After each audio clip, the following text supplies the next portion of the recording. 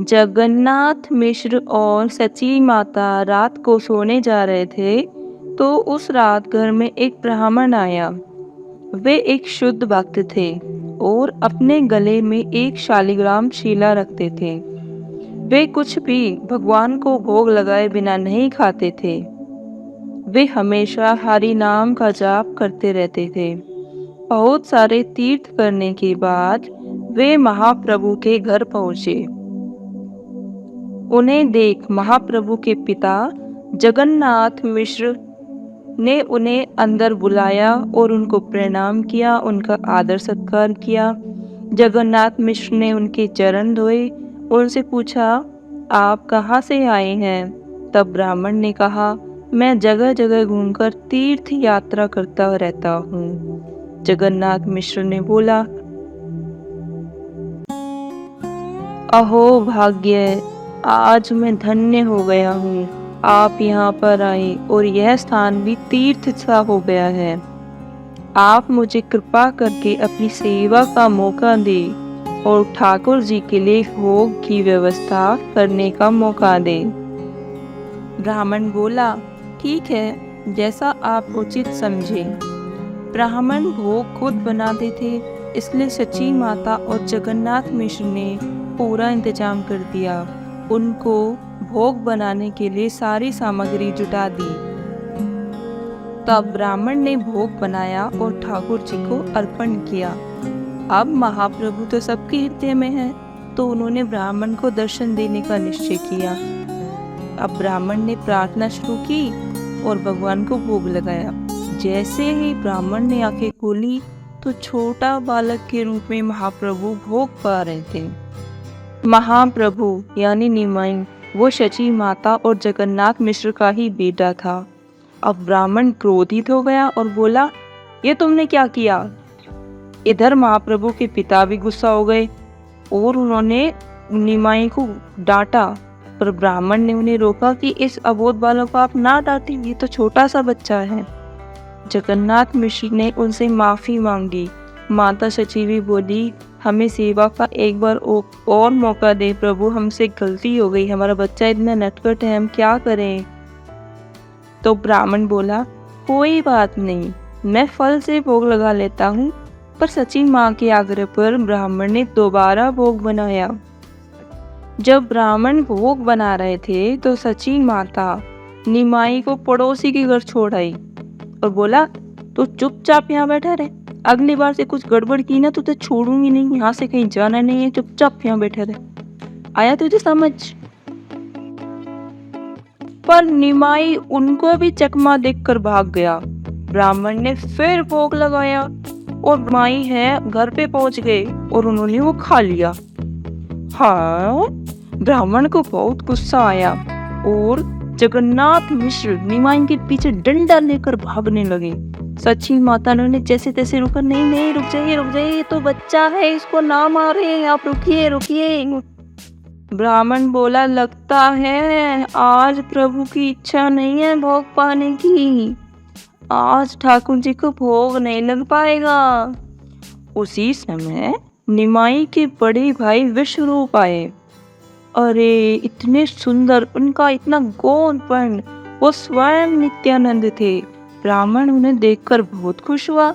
उन्होंने विश्वरूप की बहुत तारीफ की, बहुत गुणगान किया। विश्वरूप को निमाई की शरारत का पता चल गया था, फिर भी उसने संकोच पूर्वक ब्राह्मण को पुनः भोजन बनाने का आग्रह किया। ब्राह्मण बोलने लगा, मैं 2 बार तो बना चुका हूँ, लगता है आज प्रभु की इच्छा नहीं है और अब मध्य रात्रि हो गई है, तो अब उचित भी नहीं है। पर विश्वरूप ने बहुत आग्रह किया ब्राह्मण को भोग बनाने के लिए। फिर शची माता ने सारी तैयारी की, फिर से रसोई को साफ किया और सामान लेकर आए और बोला, ब्राह्मण अब आप भोजन बना सकते हैं।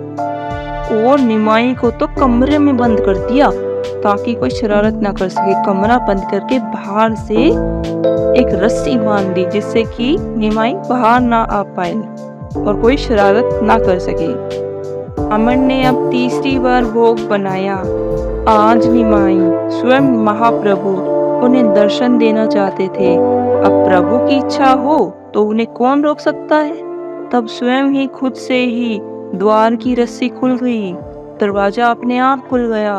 सब योग निद्रा में चले गए। अब घर में सब सो गए, दरवाजा खुल गया, निमाई बाहर आ गए। ब्राह्मण ने भोग लगाया और निमाई ने खा लिया। ब्राह्मण बोला, हे कृष्णा, ये क्या हो गया रे बाबा? तब निमाई बोलने लगी, आप एक शुद्ध भक्त हैं, आपने मुझे बुलाया तो देखो, आपने पहली बार भोग लगाया, आपने बुलाया तो मैं आ गया। दूसरी बार भोग लगाया, मैं फिर आ गया। अब तीसरी बार बनाया, फिर लगाया, मैं तो फिर से आ गया। अब इसमें मेरी क्या गलती है? आज मैंने आपको दर्शन देने का निर्णय लिया है।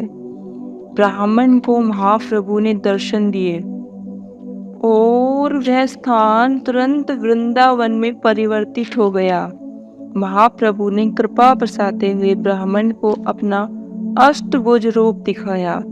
हाथों में शंख, चक्र, गदा, माखन, वेणु, पद्म लेकर भगवान प्रकट हुए।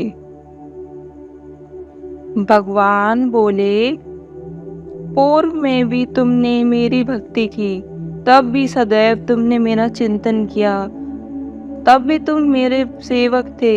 हमेशा अपना ध्यान तुमने मुझ पर लगाया। मैंने पूर्व जन्म में नंद महाराज के यहाँ आकर अवतार लिया था, इसी स्वरूप में जिसका आपको स्मरण नहीं है। अपने पूर्व अवतार में भी कृष्ण रूप में गोकुल में प्रकट हुआ था और उस जीवन काल में आप पवित्र स्थलियों की यात्रा कर रहे थे और एक समय नंद महाराज के यहाँ अतिथि बनकर आप आए थे और मुझे भोग अर्पण किया। उस समय भी हमने स्नेह का आदान प्रदान किया, जैसे हम अभी कर रहे हैं। उस समय भी मैंने भोग ग्रहण किया, जैसे मैं अभी किया। मेरे भक्तों के अतिरिक्त मुझे इस रूप में कोई नहीं देख सकता।